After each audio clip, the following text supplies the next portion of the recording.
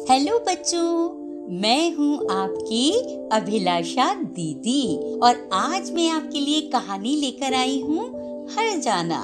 बहुत पुरानी बात है, मणिपुर के देहोमा गांव में अंगामी नागा रहते थे। नागा जानते हो, ये एक प्रजाति होती है। माओ गांव वालों से हमेशा उनका झगड़ा चलता रहता था। देहोमा में सेली नाम का एक बूढ़ा व्यक्ति रहता था। वो आपसी झगड़े सुलझाने में बहुत ही निपुण था। उसकी राय बहुत ही इम्पोर्टेंट मानी जाती थी। लेकिन जो यंग जनरेशन थी, नई पीढ़ी के युवक थे, वो उसकी कोई बात नहीं मानते थे। वो अक्सर कहते थे, बुढ़ा सठिया गया है, उसकी मत मारी गई है। हम जो कहते हैं वही बिल्कुल ठीक है।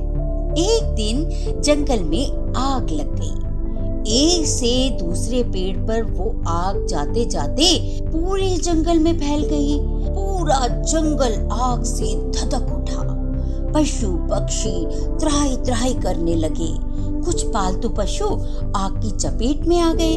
तभी अचानक से आंधी आ गई। आग आंधी से और तेज हो उठी। माओ नागाओं के कुछ गांव जलकर एकदम राख हो गए। लोग अपनी जान बचाने के लिए पड़ोस के गांव में भागने लगे। सौभाग्य से कुछ ही देर में बरसात होने लगी और उस वजह से जंगल की आग बुझ गई। लेकिन माओ नागाओं के दिल में वो आग नहीं बुझी। वो अंगामी नागाओं से बदला लेने की सोचने लगे, क्योंकि उन्हें लगा ये आग अंगामी नागाओं ने लगाई है। तभी एक अंगामी बूढ़ा बोला, एक दूसरे की जान लेने पर तुम लोग क्यों तुले हुए हो? मिल बैठकर फैसला कर लो। जिसकी हानि हुई है उसे पूरा कर दो। माओ युवक भी मान गए इस बात को। बोले, बात तो ठीक है, अब तारीख तय करो ताकि सब लोग इकट्ठे होकर मिलें और आपस में डिस्कस कर सके इस टॉपिक पे। निश्चित तिथि पर सारे लोग इकट्ठे हो गए। दोनों साइड के पक्षों की ओर से ये डिसाइड हुआ कि पंचायत में सिर्फ बूढ़े लोग ही भाग लेंगे, युवा पीढ़ी जो है वो भाग नहीं लेगी। लेकिन युवक कहाँ मानने वाले थे। बार बार बोलते, खून का बदला खून है, युद्ध होकर रहेगा। युवकों के नारों के बीच अचानक ही एक बूढ़ी औरत सामने आई। आंखों में आंसू भरकर बोली, मत लड़ो, मेरा बेटा भी तुम जैसा था। उसने भी कईयों को मारा, फिर खुद भी मारा गया।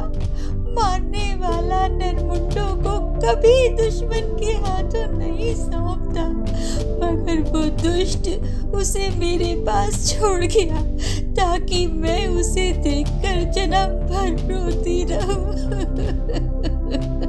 ऐसा मत करो कि तुम्हारी माताएं भी जन्म भर रोती रहें।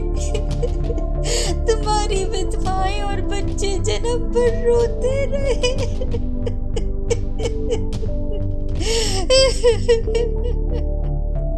ये सुनकर दोनों ओर के युवक शांत हो गए, एकदम चुप। पंचायत कई दिनों तक जुटी रही, लेकिन कोई भी डिसीजन नहीं हो पाया। ऐसा लगने लगा लड़ाई तो होकर ही रहेगी। दोनों ओर के युवक भी आग बबूला हो रहे थे। तभी एक बूढ़ा बीच में आकर खड़ा हो गया। बोला, जब से गांव ने सेली को भुला दिया है, कुछ न कुछ अनहोनी होती ही रहती है। वो अब गांव में भी दिखाई नहीं देता। जब तक उसे पंचायत में नहीं बुलाया जाएगा, तब तक हम यहीं बैठे रहेंगे। और तब कहीं जाकर बूढ़े सेली की खोजबीन शुरू हो गई। सब लोग आसपास के गांव में भी उसे ढूंढने गए और हर जगह ढूंढते ढूंढते आखिर वो बुजुर्ग सेली उन्हें मिल ही गया। उन्होंने उससे रिक्वेस्ट की कि आप हमारे गांव में चलकर हमारी पंचायत में आइए।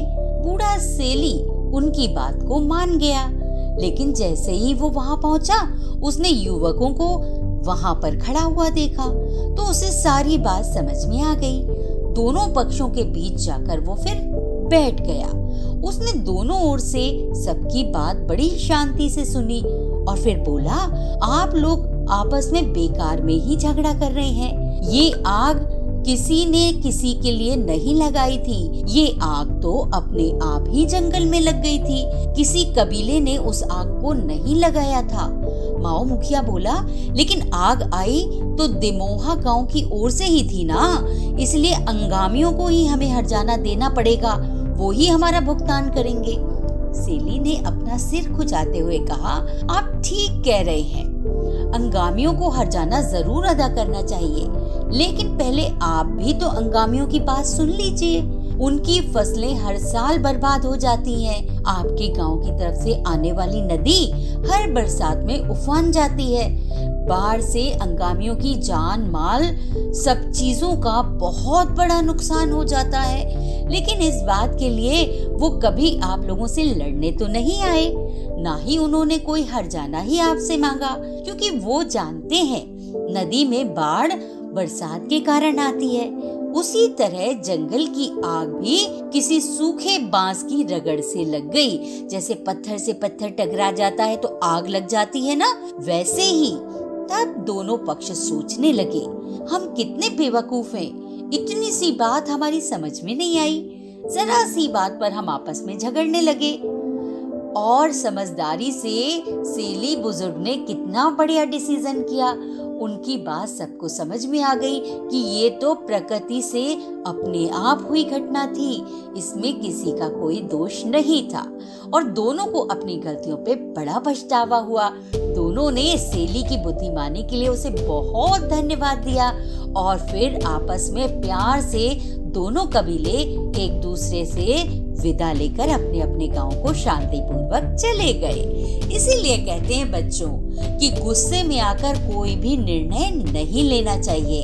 गुस्से में किया गया डिसीजन हमेशा बर्बादी की ओर ले जाता है। शांति से किया गया डिसीजन हमें हमेशा मंजिल की ओर पहुंचाता है, प्यार से आपस में रहना सिखाता है। तो कैसी लगी ये कहानी आज की आपको?